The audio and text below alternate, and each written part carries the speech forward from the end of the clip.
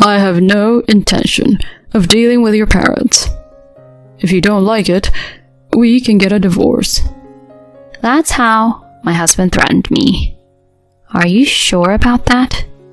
I had reached my limit and decided to go through with the divorce he suggested.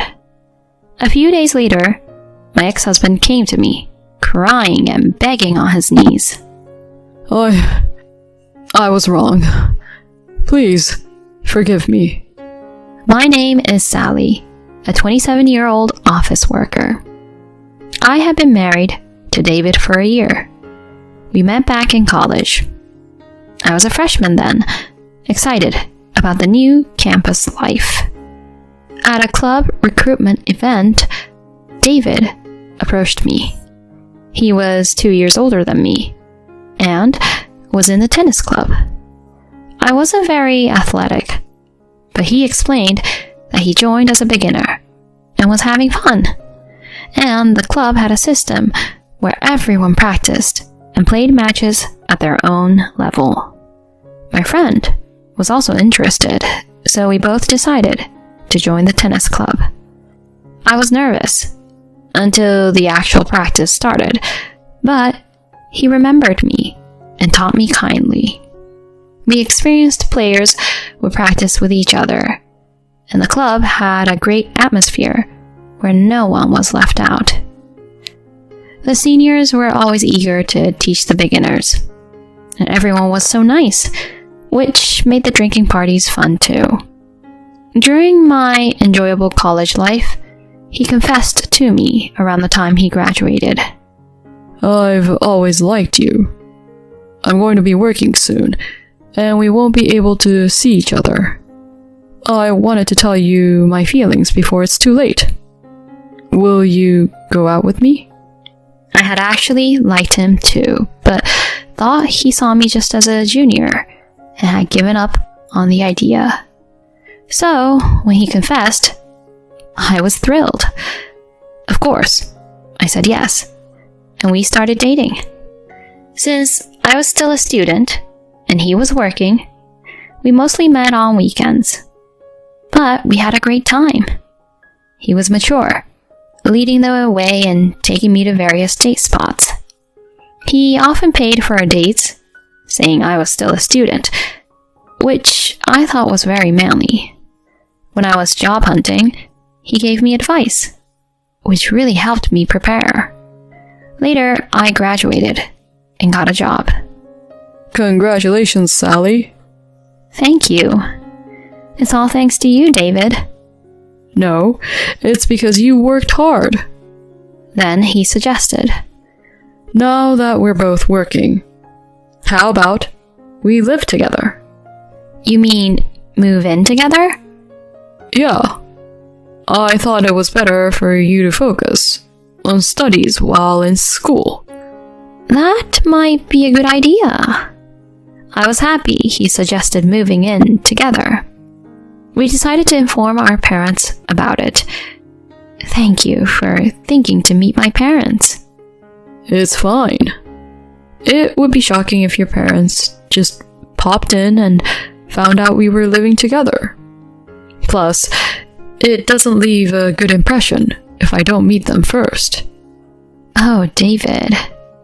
I was glad he was so responsible, valuing our relationship and considering others. We went to my parents' house, and we told them about our intention to live together. However, my parents were against the idea. Why? What's the reason? I didn't understand at the time. For them, it was too soon. You haven't even lived alone yet.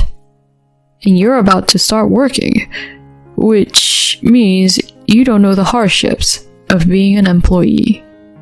Starting to live together without fully establishing independence isn't good.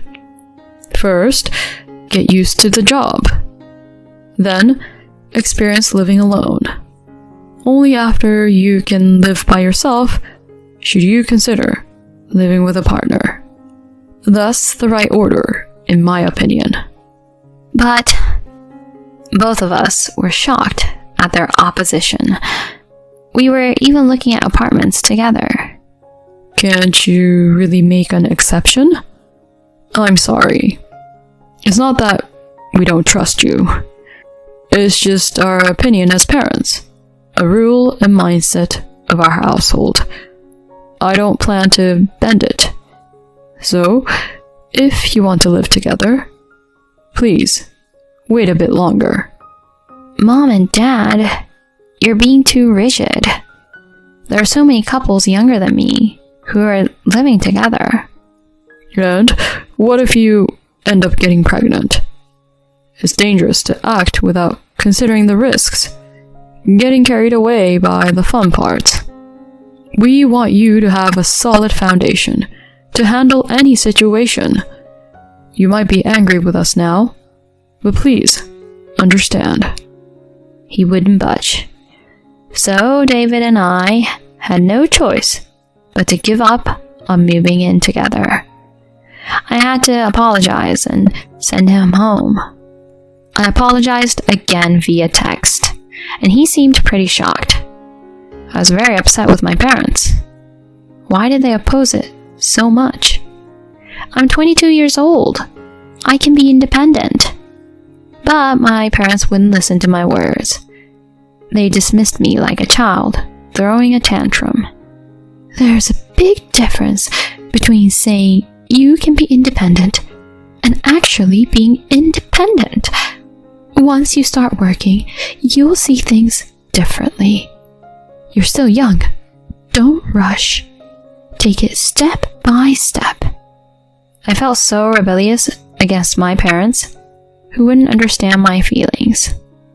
But as soon as I started working, I began to see that my parents were right. I realized how tough it was to live as an adult. Just going to work every day and slowly learning a massive amount of work was mentally exhausting. I felt even living alone would be challenging in such a state. There's no way I could have managed cooking dinner or cleaning. If David and I had moved in together, we probably would have fought endlessly. That's when I understood what my parents meant. It was ridiculous for me, who wasn't even prepared to be independent, to suddenly think about moving in together. Being at home, supported by my parents while focusing on work, was what I needed most at the moment.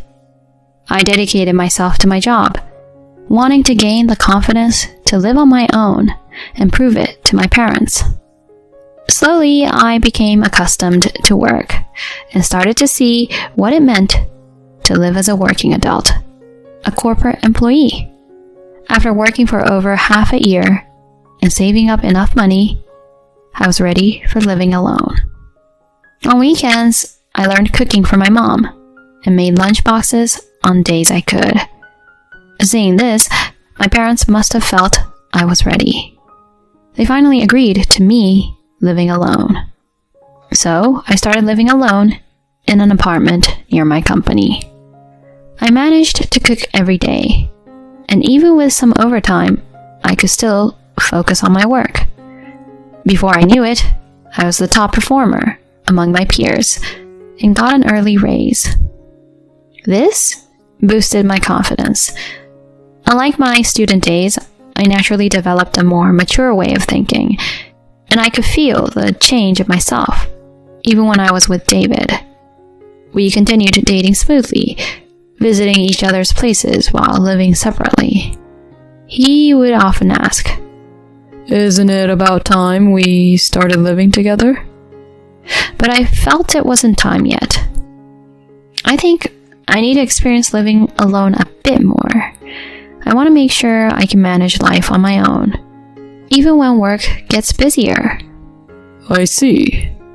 He replied, somewhat reluctantly, but eventually agreed. After living alone for 2 years, managing my work and household chores even during busy periods, and saving money responsibly, I felt confident that I could handle whatever came my way. So I told David that I was ready to move in together. He was happy and immediately suggested moving in. We visited my parents again to inform them, and this time they recognized my independence and appreciated that David had patiently waited. They easily gave their blessings for us to live together.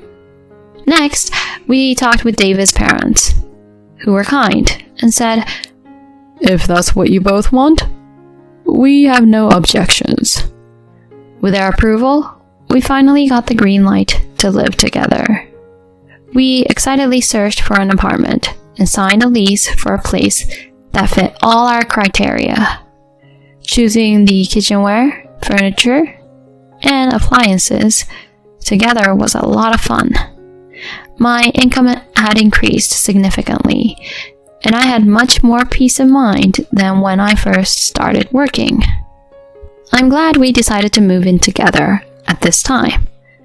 And so we started living together, finally realizing our long-awaited dream. No more saying goodbye after dates. Without feeling that slight sadness anymore, living together was so enjoyable. We spent time waiting for each other at home, going out to cafes or driving on weekends. We spent such happy times together. But even then, I noticed some small things. Living together brought up small differences in values and perceptions, things he or I might want the other to stop or that bothered us a bit. When these moments came up, I always tried to point them out carefully and gently. If we had moved in together before becoming working adults, I probably wouldn't have been able to handle these situations as well, and the worst case scenario might have been a breakup. I truly felt it was the right time to start living together. About a year after we started cohabiting, he proposed to me. "We've been together for about 7 years, and I want to be with you forever. That will never change. Will you marry me?" I felt the same and immediately accepted. "Yes, I will." That's how we decided to get married. Since we had already introduced each other to our parents during our cohabitation, both sets of parents readily accepted our decision to remarry. We smoothly arranged a meeting between our families and had our wedding. Everything from our engagement to the wedding seemed to happen in the blink of an eye. Many people attended and celebrated our union, making me incredibly happy. After the honeymoon, we returned to our apartment to start our married life. I thought we would continue our peaceful and happy days, but after getting married, something about my husband started to bother me. It was around Christmas when I first noticed it. My dad suggested that we come over for a Christmas dinner. "What do you think?" I asked him, but he visibly grimaced. "Why do I have to go to your family's place? I want to go to my own home for Christmas." "But you haven't been to my family's home since we got married." I went to my parents alone for Thanksgiving. After getting married, it's important to visit each other's families. When I rebuked him, he replied reluctantly, "Honestly, I'm not fond of your parents." Why?" "They're just too rigid. Remember when we first talked about moving in together? They were all uptight." "Uptight? My dad was just giving us good advice." "They're old-fashioned and inflexible. That's why I'd rather not be involved with them." What? I was shocked by his words. I had rebelled against my parents back then, but now I was grateful for their strictness. Maybe he found my parents difficult because his own were more permissive. I think it was a matter of compatibility. But there was no need for him to slander them like that. From then on, I started to distrust my husband. I had always thought he was kind and sincere, but maybe he had another side to him. I began to sense a certain duplicity in him. After that, he never came to my parents' house and didn't make any effort to meet them. He would get really upset if my parents wanted to visit and would go to his own family's home instead. I was shocked by his attitude and felt guilty that I couldn't tell my parents the truth about his feelings. Gradually, my affection for him faded. He would force me to attend his family gatherings but refused to meet mine. His selfish behavior, based solely on his likes and dislikes, disappointed me. Recently, he started to openly denigrate my parents, triggered by my earlier promotion than him. Why the hell did someone born to parents like that become a manager before me? Is the company messed up? Or did your parents pull some strings? Like, please promote our child or something? Of course they didn't do that. Why would you say something so awful? He was clearly berating me and my parents out of jealousy. I was so fed up with him. He seemed to be showing his true colors more and more. In the midst of this, my parents invited us to a family gathering, mentioning that my uncle, who had always been kind to me since I was little, would be there. He was a busy businessman and rarely attended these gatherings, so I rarely saw him. I wanted to go, especially because my uncle would be there. My parents had asked me to bring my husband to greet my uncle, so I tried talking to him about it. Hey, there's a family gathering at my parents' house in a couple of weeks. My uncle wants to meet you too. Nope, pass. What? I told you I don't want anything to do with your parents. If you don't like it, let's divorce. He threatened. I can't believe this. Why would you say that? Because you don't listen. Enough! I ended the conversation quickly and decided to go to the family gathering alone. I was happy to see my uncle after so long, but I had been not talking to David since our last fight, and the stress made it hard for me to smile. My uncle noticed and asked if something was wrong, and I ended up crying. This surprised not only him, but also the other relatives. What's wrong, Sally? Are you okay? My parents also sensed something was amiss and rushed over. I apologized and honestly shared about my troubled relationship with my husband and how he had been insulting me and my parents. The relatives were furious, and my uncle was angry too. Then, to my surprise, he suggested we go and talk to David right then. But it's okay. I just want to have a proper talk. He assured me, so I took him back to our house. David was lounging on the sofa. Oh, you're back already? And who's this? He asked, casually, scratching his belly. You must be Sally's husband. I'm her uncle. Uncle? So you're her parents' sibling, huh? My husband responded disdainfully. Is that any way to speak? My uncle said in a low voice, clearly annoyed by my husband's attitude. My husband didn't back down, though he seemed a bit taken aback. Why should I care? She's my wife, after all. What are you doing here anyway? Isn't it rude to just show up unannounced? So you were just relaxing at home while there was a family gathering at your wife's parents' house. That's a terrible thing for a husband to do. What's with you? You're just like her dad, always preaching. Weird old man. He then sneered. I was furious at his mockery. Stop it! Don't insult my family like that. Oh? It's their fault for being ridiculous. Remember what I said? If you don't follow my rules, we'll divorce. Since you clearly don't get it, here's something for you. He handed me filled out divorce papers. Are you really okay with this?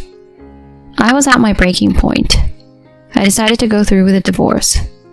You better not regret this. Who would regret it? You have a lot to reconsider about yourself, my uncle said, visibly exasperated and no longer angry. I packed my things with my uncle and took them back to my parents' house. Then I submitted the divorce papers and finalized my divorce from David. He was truly the worst. Why hadn't I seen how petty he was? I apologized to my parents and uncle numerous times, although they comforted me, saying it wasn't my fault. I felt responsible for marrying such a man. But it wasn't over yet. I knew a fact about him, which is why I decided to take action against him. A few days later, my ex-husband came to my parents' house crying and begging for forgiveness. I was wrong. Please, forgive me. He said this because of what my uncle had done. The company my uncle managed was actually a major client of David's company. I only found this out when I told my uncle about my ex. My uncle had decided to assess David in person before making a decision about the contract. Finding him utterly despicable, he quickly decided to terminate the contract. Naturally, this caused significant problems for my husband's company. The president immediately asked my uncle why, and he honestly spoke about David's character, saying he didn't want to continue a contract with a company employing someone with such poor character. Consequently, the president fired David. In a panic, he came to me begging for forgiveness. I was wrong. I should have valued not only you but your family too. Please, let's get back together. What? Are you serious? You're just trying to save yourself. It's so obvious. I don't have a shred of love left for you. We're already divorced and we're strangers now. Leave before I call the police. I said coldly and closed the door in his pale face. I thought if he was still there in 5 minutes, I'd call the police, but he soon trudged away. After that, my ex-husband couldn't return to his company and struggled to find a new job. Apparently, he had been deemed incompetent at his previous company, and his reputation for causing problems made it impossible for him to find work. Now he's living in a miserable and lonely life in a cheap apartment, working part-time. All my college friends supported me, so he was ostracized by them too. Even his parents were dismayed and cut ties with him. Well, he's still young and can start over, but I hope this experience has made him realize how awful his behavior and attitude were. Meanwhile, I'm doing well in my job, finding work more and more enjoyable. My uncle, parents, and I had dinner together, enjoying our time as a happy family. Going forward, I plan to cherish my family while enriching my work and personal life.